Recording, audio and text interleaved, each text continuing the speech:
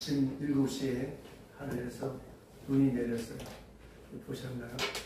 푹 주무신 분들은 아마 못 보셨을 거예요. 7시 한 40분까지 눈이 좀 오른 것 같았는데 쌓이지 않고 다 녹아내렸습니다.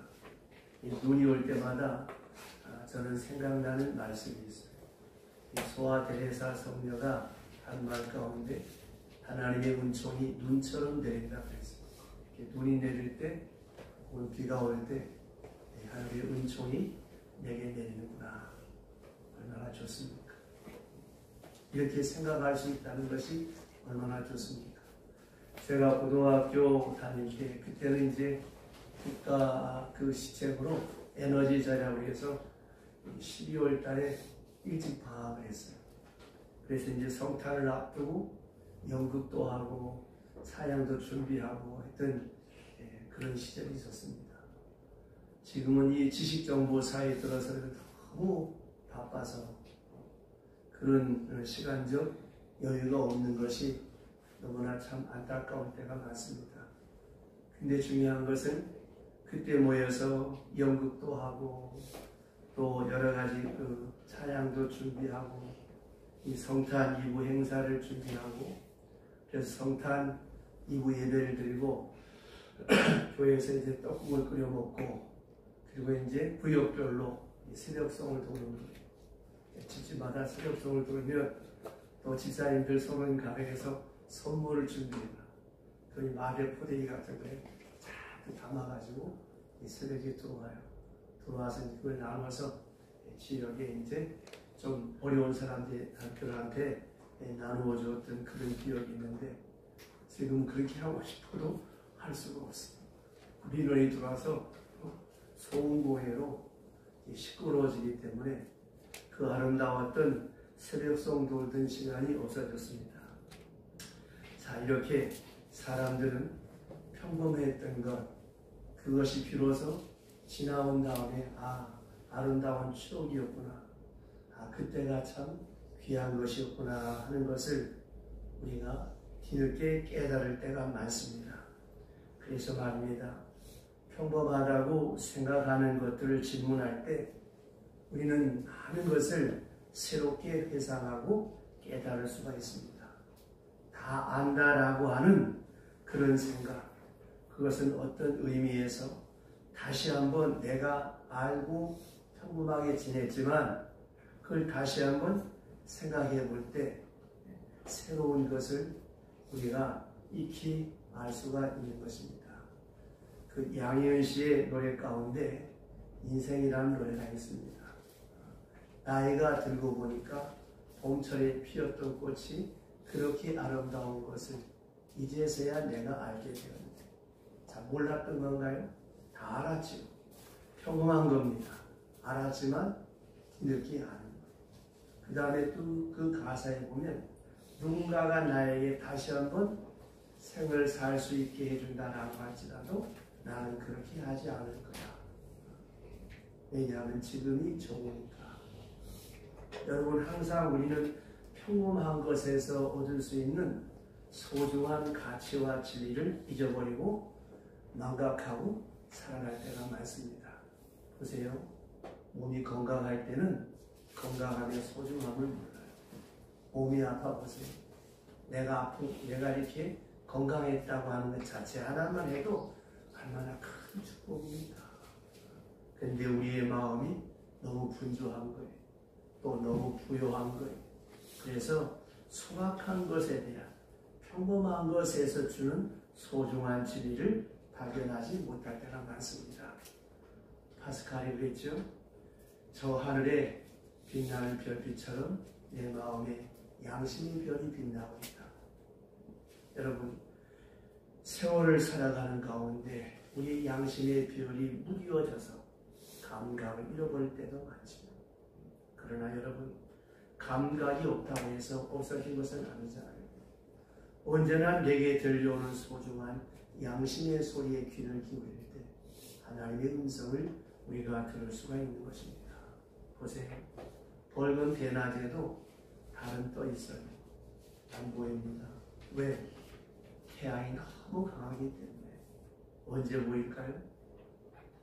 땅거미 가지고 어둠이 질 때 비로소 밤하늘의 별이 보이고 달빛이 보입니다. 내 마음이 부유하여지고 분주하여지는 소중한 별빛을, 소중한 달빛을 보지 못합니다. 크리스마스 다 아는 거죠. 이제 크리스마스가 내일로 다가옵니다. 그럴 때 이 크리스마스는 누구를 위한 축제지? 이런 질문을 받을 때 우리는 깜짝 놀라지 않을 수가 없습니다. 크리스마스가 뭐지? 아, 내가 예수를 잊어버렸구나. 아기 예수를 잊어버리고 내가 축제를 즐기려고 했구나. 그렇지. 크리스마스의 주인공은 예수님이지. 예수님을 빼면 크리스마스가 의미가 없지. 비로소 우리가 새로운 자각을 갖게 되는 것입니다. 그래서 이 대림절 4주간을 지나는 동안에 우리가 크리스마스를 앞두고 매일매일 여러분 나누어드린 그 대림절 묵상집을 통해서 뭘 생각하고 뭘 묵상하고 뭘 기도하라고 하는 것입니까? 왜 예수가 세상에 오셨나? 어떻게 동정녀 탄생이 되셨나? 그리고 그리스도의 오심이 무엇인가? 이것을 생각하고 성탄의 의미가 무엇인가? 우리가 정말 주인공을 예수로 생각하고 있나? 아기 예수로 정말 내가 이 땅에 오신 그리스도임을 믿고 있나? 이 12월에 다시 한번 깊이 되새기면서 하늘의 영광스러운 보좌를 버리고 무엇 때문에 낮고 낮은 구위에 오셨는가? 이걸 우리가 깊이 생각하는 것이 바로 이 대림절입니다. 그런 것이 정말 내 마음에 있냔 말이에요. 내가 예수를 믿으면서 그런 마음이 내게 확실히 와 닿느냐라고 하는 것을 내 스스로가 질문을 하고 내 스스로가 답을 찾아봐야 돼요. 그렇지 못하고 산다라고 한다면 우리에게는 크리스마스가 아무 의미가 없는 거예요. 그냥 연말을 보내는 일반 사람들처럼 유흥에 젖어 있는, 축제에 젖어 있는 것에 불과할 수밖에 없습니다. 이렇게 되면 우리는 정말 성탄과 동떨어진 삶을 사는 사람이 될 수밖에 없는 것이죠. 그래서 성탄이 무엇인가? 이런 질문을 한번 여러분 스스로 던져보시기 바랍니다. 또 하나, 많은 사람들로부터 여러분이 그런 질문을 받죠. 당신 무엇 때문에 교회 다녀? 왜 교회 가는 거야? 교회 안 가면 안 돼? 이런 질문을 받을 수가 있어요. 그럴 때 여러분 뭐라고 생각하고 대답해야 되겠습니까? 내가 뭐 때문에 교회 나가지? 뭐 때문에 오늘 일요일인데 안 쉬고 교회를 나가는 것이지? 한번 여러분 스스로 한번 깊이 생각해 보세요. 교회는 매주일 나오고 있어요. 새벽 기도도 해요. 수요 예배도 나와요. 그런데 당신 교회 왜 나왔어? 뭐 때문에 나왔어? 이런 평범한 질문, 그 질문 속에서 우리 자신이 한번 깊이 생각해 봐야 됩니다.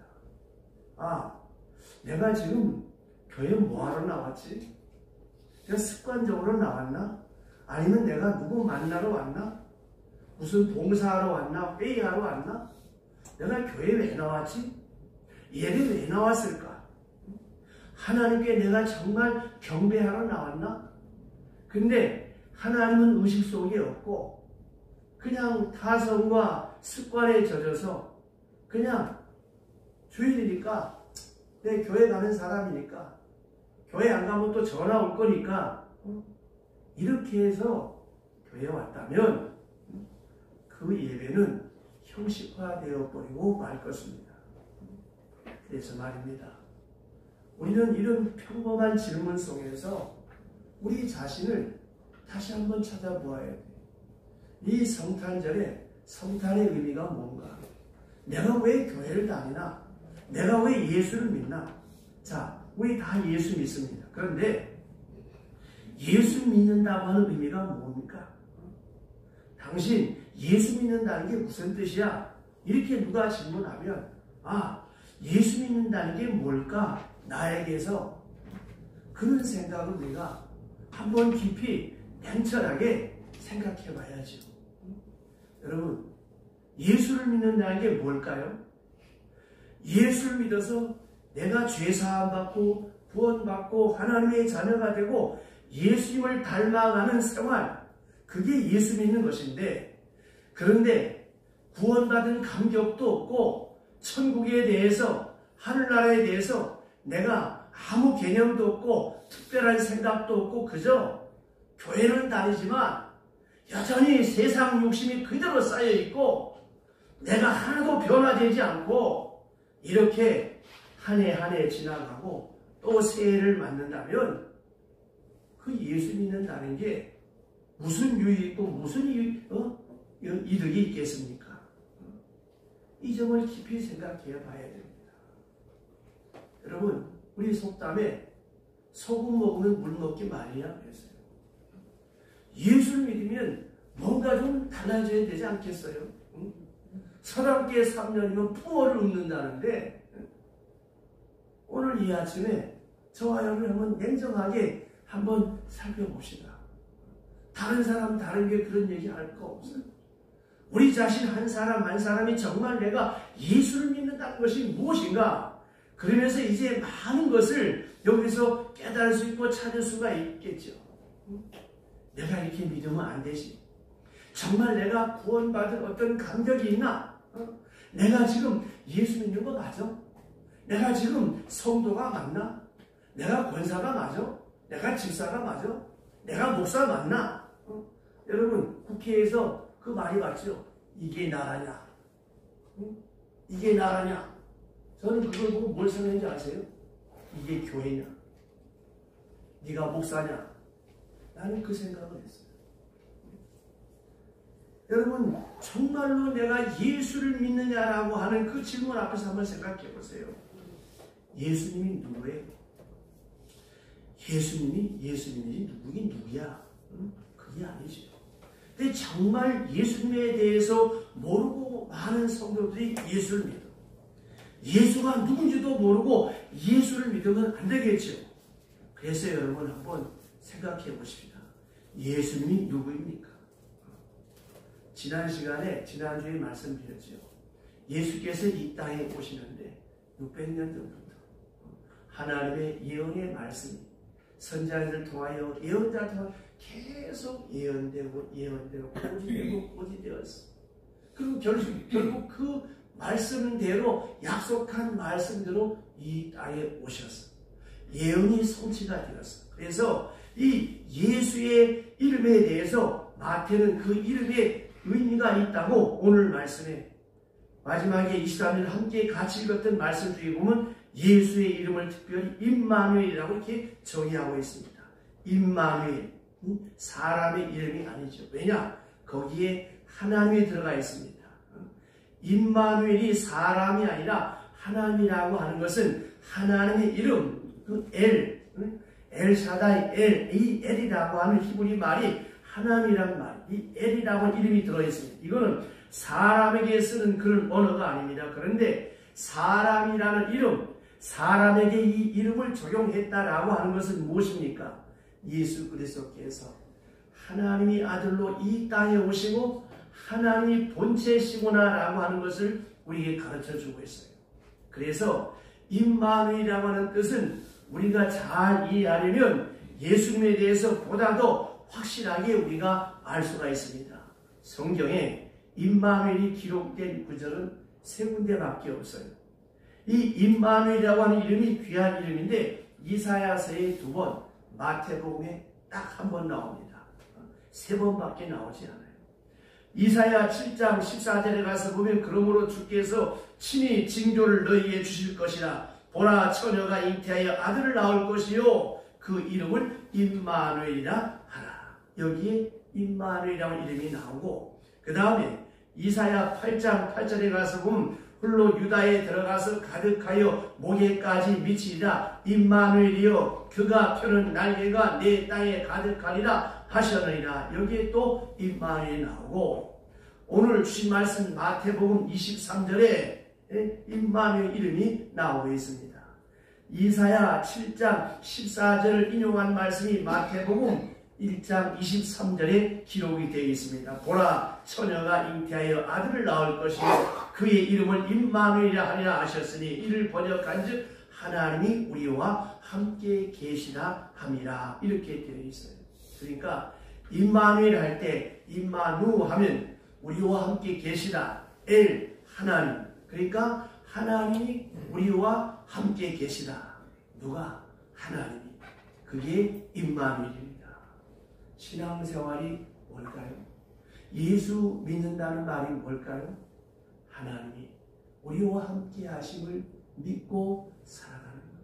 그런데 우리는 유교적 문화와 율법주의와 그리고 무속신앙의 전목이 되어서 내가 착하고 선하고 의롭고 공로가 세워져야만 하나님이 나와 함께 하시는 것처럼, 내가 뭐 주일 안 지키고 못된 짓 하면 하나님이 나를 버리시는 것처럼 우리는 그렇게 쉽게 속단할 때가 많아요. 그런 하나님이 아니라는 것. 애초부터 우리는 무가치하고 아무런 자격이 없어요.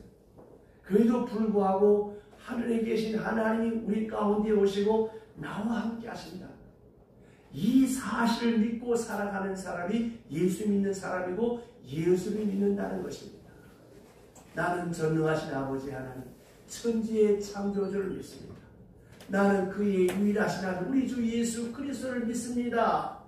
이 믿음의 고백을 가지고 오늘을 살아가는 거예요.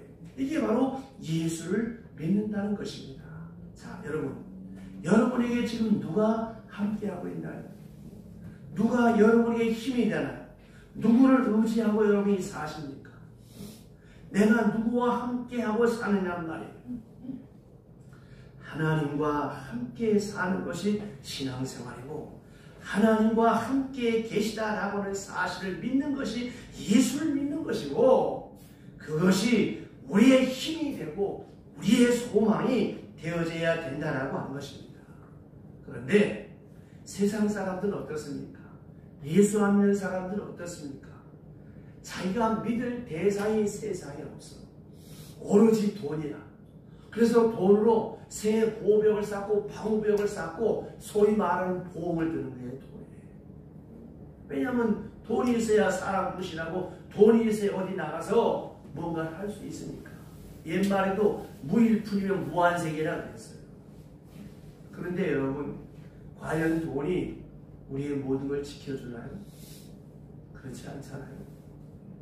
물론 너무 없으니까 우리가 돈도 나지만 이 세상에서 가장 무가치한 것이 돈이에요.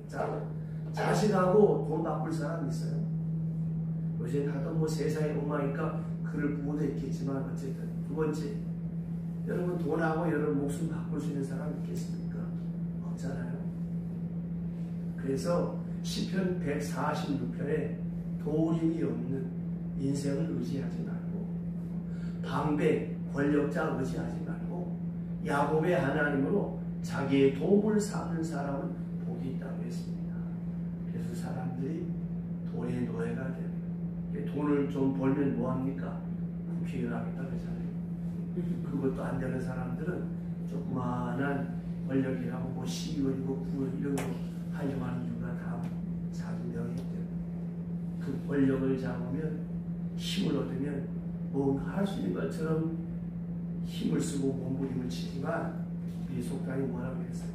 건불 10년이라 10년 넘는 새도가 없어요. 화무시비로 아무리 붓고 곱고 열을 못 간다고 했습니다. 그래서 말이에요. 시편 146편의 시인이 방배 의지하지 말라, 권력자를 의지하지 말라. 여러분 보세요. 지금 세상이 얼마나 뒤집어집니까? 오공 때 그때 잘 먹고 잘 살았다고 해놓고 지금 와서 천하의 정권이 바뀌고 역적으로 몰리고 온의 충신이 간신이 되어지고 세상이 복잡하고 어지럽습니다. 그래서 말이에요. 예수 안 믿는 사람들은 돈과 권력의 노예다. 그리고 자기 경험과 자기 시과 자기 살아온 삶의 바운다리 안에서 생각하는 것이 다야. 제가 언젠가 그 얘기했죠. 하루살이하고 메뚜기하고 함께 사치기 사밥하고 놀았어요. 놀다가 저녁에 메뚜기가 야 그만 놀고 우리 내일 놀자 그러니까 하루살이 왈 얼마 내일이 어딨냐? 내일은 없어. 메뚜기가 자세하게 설명합니다. 야 내일은 땅거미가 지고 어둠이 내려갖고 밤이 캄캄해졌다가 다시 먼 동이 뿌옇게 밝아오는 그때가 내일이란다 라고 설명을 해도 하루살이 머릿속에 지압되어 있는 지식과 정보와 IQ는 오게 다야. 내일 되면 개념이 없어. 그런 메뚜기입니다. 여러분 이 세상 사람들은 하루살이처럼 이 땅이 끝인 줄 알지만 우리는 저 너머에 새 하늘과 새 땅이 있음을 믿고 살아갑니다. 파스칼의 유명한 명제 내세없는 도덕과 윤리와 선이 무슨 의미가 있느냐? 정말 그렇습니다. 내세없는 선이 무슨 의미가 있습니까? 도덕이 무슨 의미가 있습니까? 윤리가 무슨 의미가 있습니까? 할 것 다 하고 하고 싶은 다 하고 그리고 살아도 모자라는 시간인데 제가 그런 얘기했어요. 하루에 1,000만 원, 1억이야 칩시다. 하루 1억을 다 쓸 것 같아요. 노름하지 않은 한 번에 배팅하지 않는다면 1,000만 원도 하루에 다 넣었어. 먹으면 얼마나 먹겠어요? 옷은 얼마나 사겠어요? 물론 뭐 명품 시계가 몇 천만 원 한다고 합니다만은 그런 것도 안 하세요. 사람이 쓸 수 있는 게 한계가 있습니다. 그런데 사람은 거기에 노예가 되어 살아갑니다. 보세요. 우리가 생각하는 이성의 한계를 초월하여 역사하시는 전능하신 하나님의 역사 속에서 내가 많은 사람들 가운데 예수 믿는 사람으로 구원을 받아서 하나님의 자녀가 되어서 내게 희미한 믿음이 있어서 하나님이 살아계시다고 하는 사실이 믿어지고 그분을 찾아 나오는 자에게 상 주신 자이심을 믿고 내가 살아간다면 그 사람은 바로 그리스도인이요 그 사람이 예수를 믿는 것입니다. 우리는 때때로 사람을 의지하고 살아요. 돈을 의지하고 살고 그리고 명예나 알량한 지위 이런 것들을 자랑하면서 그것을 의지하고 그것에 대해서 자부심을 느끼고 살아갈 때가 많습니다. 그런데 이 크리스마스의 계절 이 성탄에 우리가 다시 한번 예수님의 이름이 임마누엘이고 임마누엘이 내 신앙의 원천적인 힘이라고 생각할 때 내가 예수 믿는 사람이고 내가 그리스도인이고 더 나아가 내가 살아갈 이유가 있구나. 내 존재의 이유가 있구나. 하나님이 나와 함께 계시고 하나님이 나의 아버지시구나. 이 사실을 믿을 때 내게 고난의 아픔을 헤쳐나갈 수 있는 힘이 생겨지고 하나님이 나와 함께하고 계심을 믿을 때 내 미래가 복되어지고 소망이 든든해지는 것입니다. 이 믿음이 없으면 허무주의와 자기 비하와 절망에 빠져버리고 마는 것입니다. 하나님이 나와 함께 계시구나 하는 그곳에 우리의 용기와 힘의 원천이 있는 것입니다.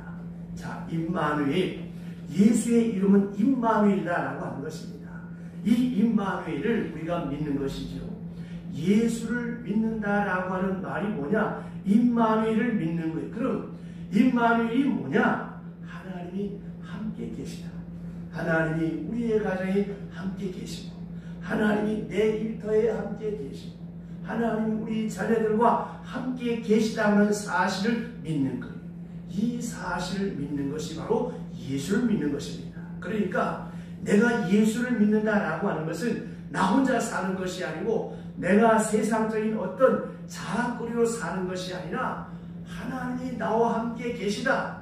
이것이 나의 위로가 되고 기쁨이 되고 힘이 되고 소망이 되고 내 감사의 조건이 되고 또 세상에 험한 일을 만난다라고 할지라도 낙심하지 않고 절망하지 않고 당당하게 일어설 수 있는 용기와 힘의 원천이 된다라고 하는 것입니다. 자, 여러분 어느 정도의 돈만 있어도 사람들은 힘을 주고 살아갑니다. 하는데 생각해 보세요. 내가 어떤 위기와 절망 가운데 처했을 때 정말 살아계신 하나님을 믿는다고 하는 이 믿음이 있으면 거기에서부터 힘과 위로와 용기를 얻게 되는 것입니다. 약간의 돈이 있어도 그런데 이 전능하신 하나님을 내가 바로 믿을 수 있다면 얼마나 복된 사람입니까? 자, 하나님이 나와 함께 계시다라고 할 때 여러분 원수가 두렵겠습니까? 어떤 그냥 나를 미워하는 어떤 사람이 두렵겠어요? 내게 뭐 돈이 없어 두렵겠어요? 미래가 불투명해서 두렵겠어요? 어떤 고난이나 질병이 두렵겠습니까? 하나님이 언제 어디서나 나와 함께하고 계신다라고 이 믿음 하나, 이것이 모든 것을 해결할 수 있는 힘의 원천이 된다라고 합니다. 가끔 제가 어거스틴의 참회록 중에 한 부분을 제가 자주 되뇌일 때가 있죠. 왜 되뇌인지 아세요? 그게 믿음이기 때문에 하나님, 내 말하는 거, 내 생각하는 거, 내 행하는 거, 그 어느 것 하나 죄 아닌 것이 어디 있었습니까? 하나님 감사합니다. 그래도 불구하고 내게 베푸신 것 은혜 아닌 것이 없었다. 이 부분이 중요한 거예요. 내 모든 행위를 볼 때 자랑할 게 없어. 그래도 불구하고 하나님이 나와 함께 하신다고 합니다. 여러분 주변에 든든한 어떤 힘 있는 사람이 여러분과 함께 한다고 생각해 보세요. 얼마나 든든하겠습니까? 세상 사는 인간 사회도 말이에요. 어떤 재력가가, 어떤 방백이, 어떤 권력가가 나와 함께 한다면 그럼 얼마나 든든하겠습니까? 여러분 한번 우리가 인생을 살아갈 때 그 누군가가 내게 돕는 힘이 되는 사람이 있다고 하면 얼마나 든든하겠어요? 그와 같이 여러분 정말 하나님이 나와 함께하고 계신다고 하는 이 사실을 믿을 때 항상 기뻐할 수 있어요. 범사에 감사할 수 있어요. 왜냐? 그분이 모든 것을 합동하여 선을 이룰 수 있기 때문에. 그러나 믿음 없는 사람은 어떻습니까? 늘 괴롭지, 늘 원망 불평이지, 그리고 늘 불안하지. 그러나 우리는 뭐예요? 임마누엘, 하나님이 함께 하신다. 그러면 왜 이 임마누엘이 필요할까요? 내가 내 힘으로 해결할 수 없는 그런 문제들 앞에서 이 임마누엘이 필요한 것이죠. 보세요. 내가 잘났고 내가 힘이 있고 내가 다 능력 있고 내가 다 해결할 수 있다면 하나님이 뭐 때문에 필요하겠습니까? 하나님은 필요 없을 거예요. 하나님이 우리와 함께하고 계시든지 말든지 관심이 없어질 거 아닙니까? 그런데 하나님이 나와 함께 계신다라고 할 때 이것이 내게 큰 힘과 위로가 되는 거예요. 나는 힘이 없어요. 내가 문제 해결할 수 있는 능력이 없어요. 내가 너무 버거운 어려운 환경 속에 있어요.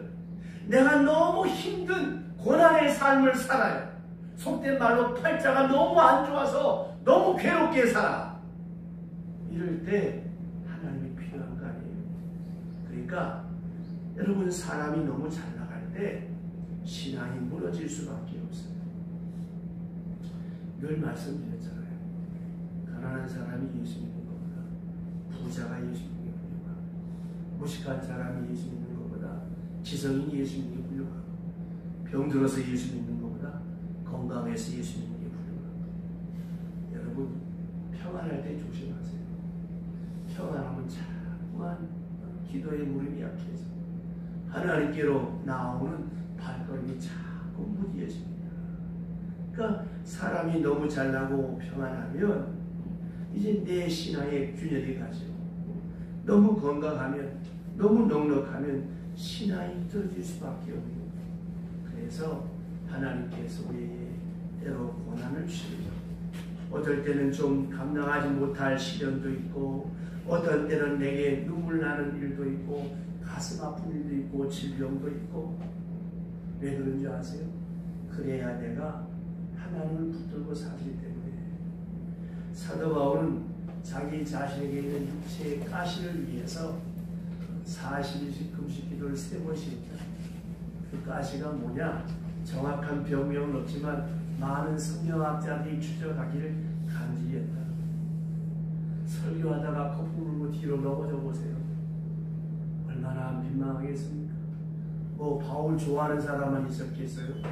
바울을 비난하고 시기하고 질투하는 사람 얼마나 많았겠습니까? 아, 이거 웃기고 있네. 손수건으로 뭐 병을 고친다. 야, 너라 네 병이나 고쳐라. 이것 때문에 너무 괴로웠어. 하나님 앞에 기도를 3번 했을 때 하나님께서 주신 하나님의 음성이 My grace is sufficient for you. 내 은혜가 내게 적하다. 그 가시가 있어야 내가 교만하지 않고, 그 가시가 있어야 내가 하나님 앞에 바로 선다. 여러분, 하나님 우리에게 다 10가지를 다 주셨어요. 10가지 다 주면 무너지기 때문에. 에덴 동산의 아담 하와에게도 마지막 한 가지를 안 주셨어요. 생명나무의 실과 열매를 손대지 못하게 했어요. 근데 사탄의 말을 듣고 넘어가고 말았잖아요. 우리가 살 때 다른 사람을 보면 다 문제 없는 것 같아요. 그럼 그 집 들어가 보세요. 다 문제가 있어요. 우리는 하나나 2가지 부족한 것이 있어요. 그 부족한 것을 나로 하여금 채울 수 있도록 하나님 우리에게 그런 아쉬움을 남겨준 줄로 믿으시기 바랍니다. 어느 집은 자식 때문에, 어느 집은 돈 때문에, 어느 집은 건강 때문에, 그 한 가지 때문에 하나님 앞에 엎드리라고, 하나님 앞에 나오라고. 그래서 하나님 놓치지 않고 하나님 의지하고 하나님 바라보며 살아갈 수밖에 없도록 하나님께서 그렇게 만드셨다고 하는 것입니다. 그래서 임마누엘의 하나님이 내게 꼭 필요한 상태로 유지해가면서 이 험악한 세상 내 힘으로 사는 것이 아니라 하나님의 힘으로, 하나님을 의지함으로, 하나님의 능력으로, 하나님의 도우심으로 내가 살아간다고 하는 그런 신앙 고백이 우리에게 항상 있어야 한다고 하는 것입니다. 돌이켜보면 내가 내 힘으로 살아가요? 아니잖아요. 임마누엘의 하나님이 계셔서 여기까지 왔어요. 그렇지요. 우리의 가정을 돌이켜보면 내가 무슨 힘이 있어서 이 가정을 꾸려갔나요? 아니잖아요. 하나님이 임마누엘로 우리 가정에 함께 하셔서 내가 여기까지 왔잖아요. 내가 내 사업, 내가 잘나서 꾸려왔나요? 보이지 않는 하나님의 손길이 때를 따라 도우셨기 때문이 아니겠습니까? 그래서 건국의 아버지 조지 워싱턴은 미국을 건국할 때 시편 127편에 손을 들고 선서했어요. 여호와께서 집을 세우지 아니하시면 세우는 건축자의 수고 헛것이요 여호와께서 성을 지키지 아니하시면 지키는 파수꾼의 경성함이 허사요 너희가 아침 일찍하고 늦게 누우며 수고의 떡을 먹으니 헛되도다. 아멘. 정치는 사람이 아니라 하나님이 아니에요. 하나님이 보호하셔요. 집은 목수가 짓지 사람이 못다 누가 하나님이 하나? 아닙니다.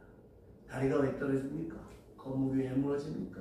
지금도 카이스트에 그 공부 많이 한 석박사들이 마지막에 하는 게 뭔지 아세요?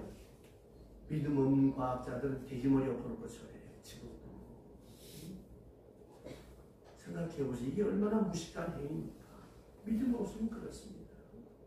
우리의 인생사, 우리의 뜻대로 되고 우리 마음대로 된다면 왜 세상에 눈물이 있겠습니까? 왜 아픔이 있겠습니까? 그럴 것 같으면 머리 좋고 좋은 대학 나온 사람, 좋은 회사 다니는 사람 다 행복해야지. 아니, 이 복지국가 사람들 다 행복해야지. 근데 현실은 어떻습니까? 지난번에 말씀드렸죠. 소득이 높은 복지국가들 어떤 일이 있다고 했습니까? 알코올 중독자가 누구나, 마약 환자가 누구나, 도박 환자가 누구나. 왜 그럴까요? 사람이 너무 힘들 때는 살고 싶어요. 막 살고 싶다고 생명의 애착을 가져. 너무 편안하면 죽고 싶은 거예요.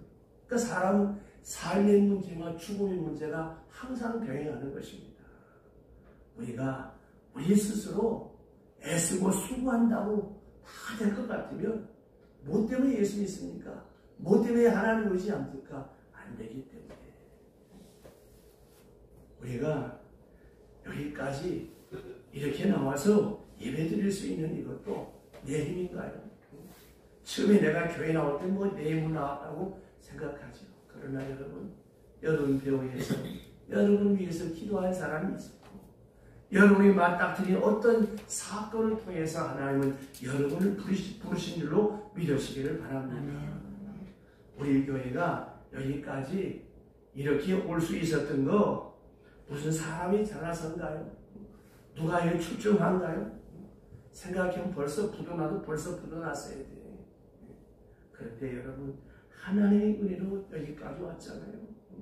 하나님이 임마누엘로 우리 교회를 이끌어 가시고 여러분의 삶을 이끌어 가시고 여러분의 미래를 이끌어 가신 줄로 믿으시기를 바랍니다.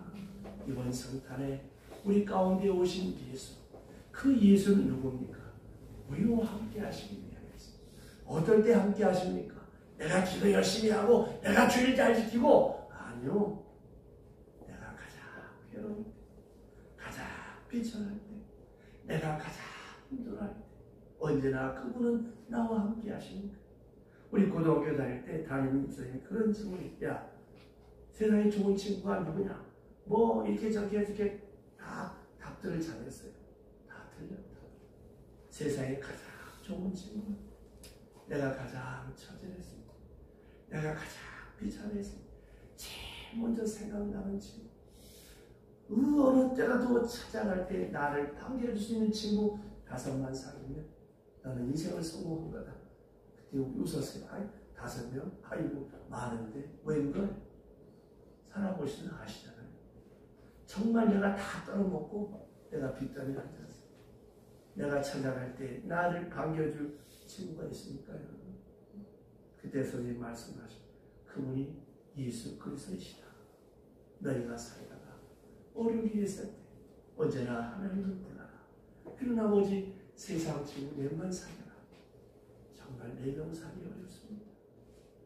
임마누엘 나를 위해서 오시고 나와 함께 하시는 이런 성탄이 되시기를 주의 이름으로 축원합니다. 기도하겠습니다. 하나님 아버지, 성탄을 앞두고 주의 오심이